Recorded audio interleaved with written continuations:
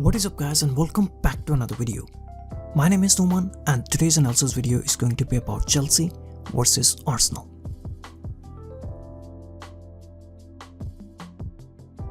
So Arsenal started the game in a diamond 4-4-2 formation, and their formation was very similar to Tottenham's diamond 4-4-2 formation, which they have been using very successfully so far this season. And in fact, Arsenal's game plan was also very similar to Tottenham's game plan, which they used against Chelsea a few weeks ago. While Chelsea on the other hand lined up in the normal 4-3-3 formation, and Hazard was once again used as a false 9. The start of the game was electrifying from Arsenal, and they won the early battle by pressing Chelsea high up the pitch. So as we can see in this image, Arsenal are using man-oriented pressing, and they are blocking Chelsea's build-up from the back. Man-oriented pressing in Chelsea's half and winning possession high up the pitch. We all know by now that Jorginho is the key of Sarri ball, and he is highly important in this system. Just like Spurs, Arsenal also used a diamond 4-4-2 formation with Ramsey playing at the tip of the diamond.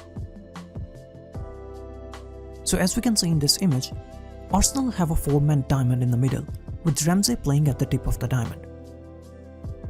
Same 4-man diamond midfield with Lacazette and Aubameyang the 2-man up front, and the formation is 4-4-2. And just like Dele Alli, Ramsey had a similar role in this game, and his job was to mark Jorginho and cut his passing lanes.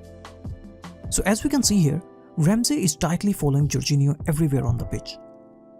Ramsey followed Jorginho very closely in this game, and he almost always made sure that the passing lane to Jorginho is well blocked.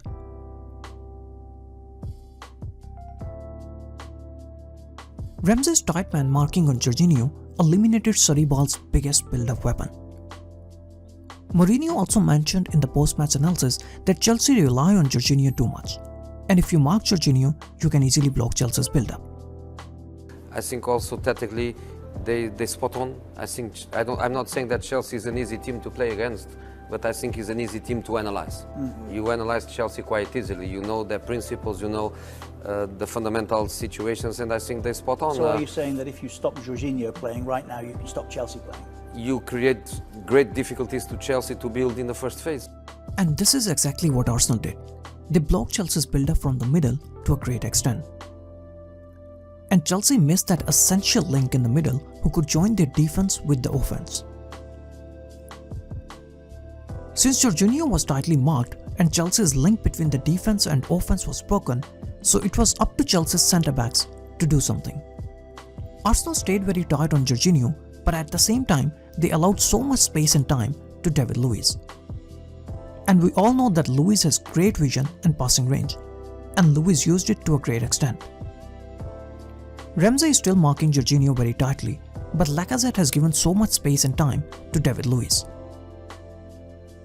And Luiz uses that time and space brilliantly to play a perfectly timed pass for Pedro. Kolasinac was clearly playing Pedro on side, and Pedro should have done better with his finishing.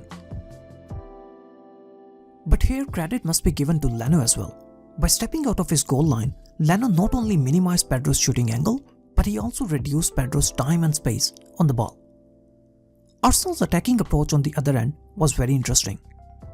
It was clear from the position of their front two that they had analyzed Chelsea's gameplay really well and knew how to hit Chelsea.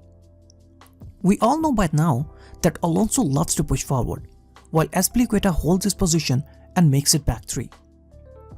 So as we can see in this animation, Alonso often pushes up, which leaves the space open behind Alonso for the opponents to attack.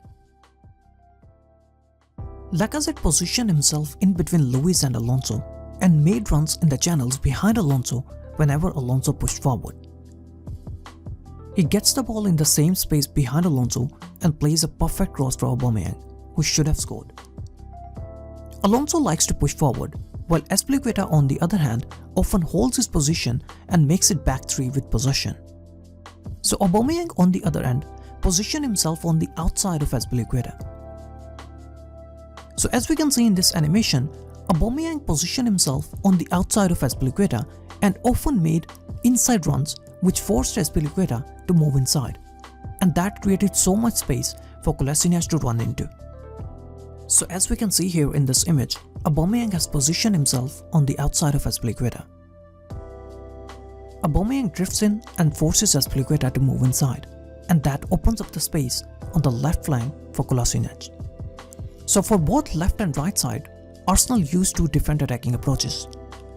Lacazette was exploiting spaces that were left open by Alonso, while Aubameyang was creating spaces for Kolasinac by forcing Azpilicueta narrow. Kolasinac gets the ball, and now he has three players in and around the goal box to attack any crosses. And this brings us to Chelsea's biggest issue. Whenever Chelsea had possession in advanced positions and in areas from where they could play crosses inside the box, Chelsea's attacking players never made themselves available inside the Arsenal box. Azpilicueta plays the cross in, but there is no one from Chelsea in and around the 6-yard box. Again, Arsenal centre-backs have no issues at all because there is no target man inside the box and they can easily focus on the ball. Again, Alonso is in a crossing position, but who will he play the cross to? Chelsea again not making runs inside the box. Willian is in a position to cross, but Alonso is the only man inside the box. Where are Chelsea's attacking players and midfield runners who will ask questions to these Arsenal defenders? But whenever Arsenal's fullbacks were in a crossing position, Arsenal always had 3 to 4 players inside Chelsea's box to attack the cross. And this is why I have been saying it from the last few games that defending against Chelsea is becoming very easy now. Because Chelsea's gameplay has become very predictable. They have no target man and neither their attackers nor the midfielders make runs inside the opposition box. Which means that Chelsea don't use the wide spaces effectively as they have no one to aim at inside the box.